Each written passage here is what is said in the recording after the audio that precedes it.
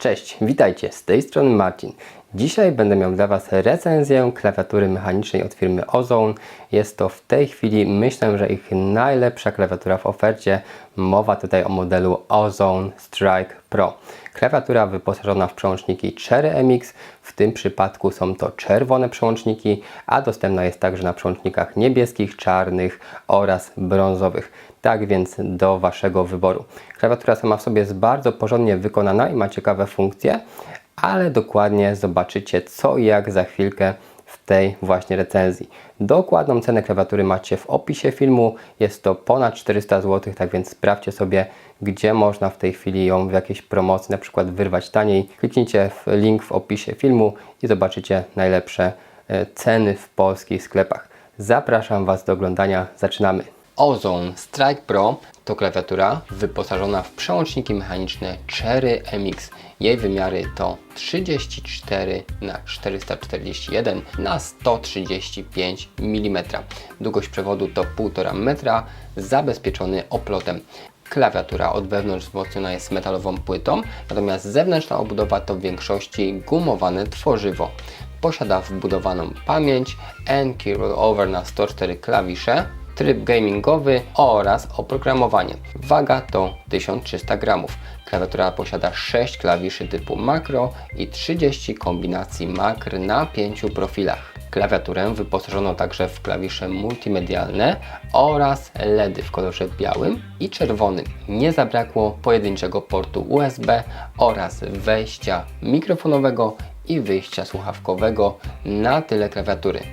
Dostępne są wersje z wszystkimi popularnymi typami przełączników Cherry MX, czyli czarnymi, czerwonymi, niebieskimi oraz brązowymi, do wyboru, do koloru.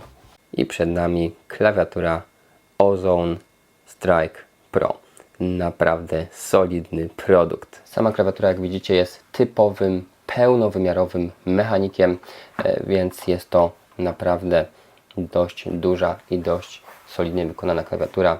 Od boku wygląda tak, nie jest zbyt gruba i zobaczcie co tu mamy. Przejściówki audio oraz dodatkowy port USB 2.0. Z tyłu klawiatura wygląda tak, mamy antypoślizgi dobrej jakości oraz możliwość poprowadzenia przewodu 3 miejscami, czyli albo środkowo, albo jednym z boków.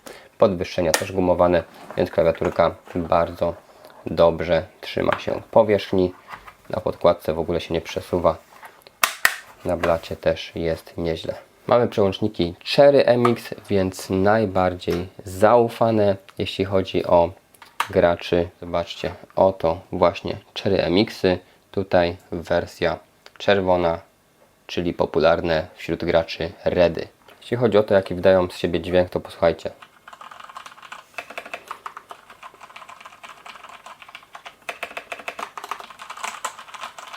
Naprawdę jedna z cichszych klawiatur mechanicznych.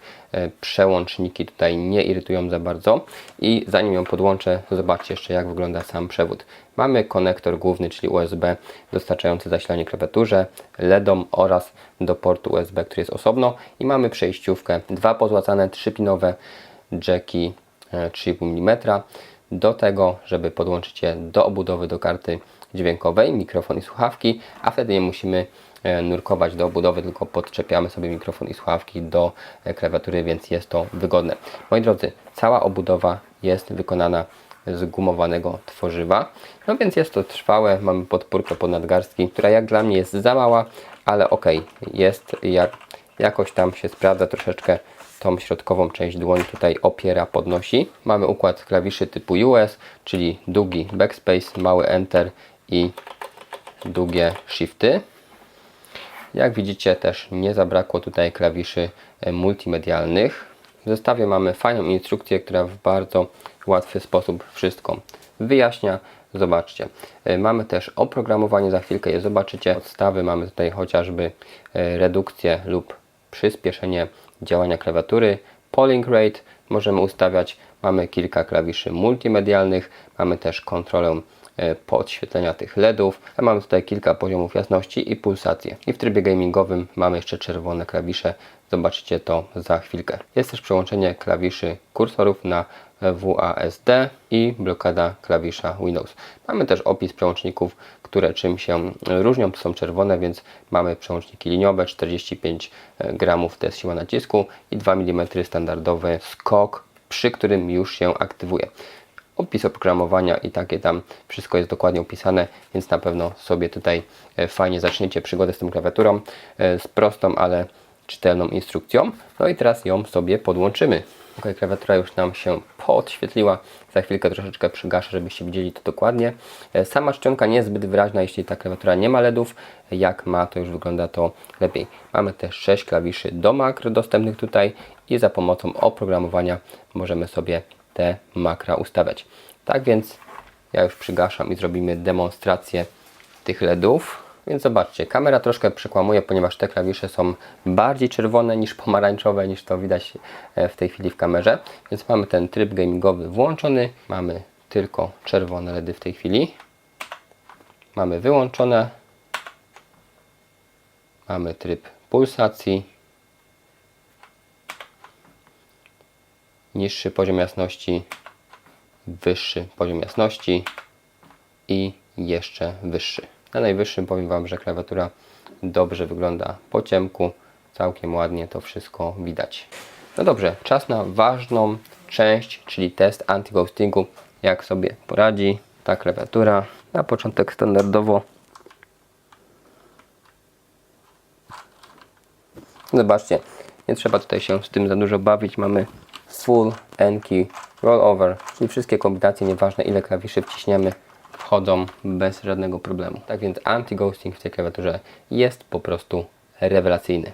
Jak już jesteśmy tutaj, rzućcie okiem na sterownik Main Control. Możemy programować klawisze, nadawać im funkcje. Macro Settings. Przypisujemy do tych 6 klawiszy funkcje. Oczywiście jest Macro Manager, gdzie możemy nagrywać te makra. Mamy 5 profili i możliwość tworzenia, zapisywania i kasowania profili. I Advanced Settings, Polling Rate do 1000 Hz, czyli najszybsza reakcja. Ustawienia przycisku Windows włączony, wyłączony domyślnie. Jasność świecenia i prędkość działania klawiszy. To by było na tyle sterownik prosty, ale wystarczający. Ok, czas na małe podsumowanie. Jest to druga klawiatura od firmy Ozone, którą dane mi było testować i powiem Wam, że drugi już raz jestem po prostu bardzo zadowolony z jakości prezentowanej przez produkty tej firmy. Klawiatura co prawda nie jest najtańsza, ponieważ ponad 400, a jest to prawdziwy mechanik. Mamy przełączniki Cherry MX, czyli najbardziej zaufane, sprawdzone przez graczy, bardzo wysokiej jakości, wytrzymujące 50 milionów kliknięć. Mamy także LEDy, generalnie białe z czerwonymi akcentami. Niektóre klawisze, jak widzieliście, są czerwone. No i mamy też oprogramowanie, mamy możliwość programowania makr, konfiguracji klawiszy. Czyli jest wszystko, co potrzebne, a jako taki bonus dostajemy chociażby przedłużenie karty dźwiękowej i jeden port USB 2.0.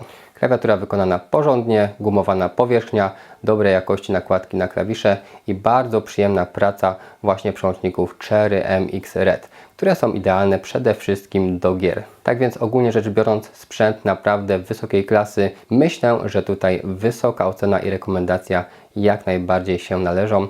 Słabych stron ta klawiatura jak dla mnie nie ma. Swoje kosztuje, ale dobry mechanik, no to jest właśnie cena powyżej 350-400 zł.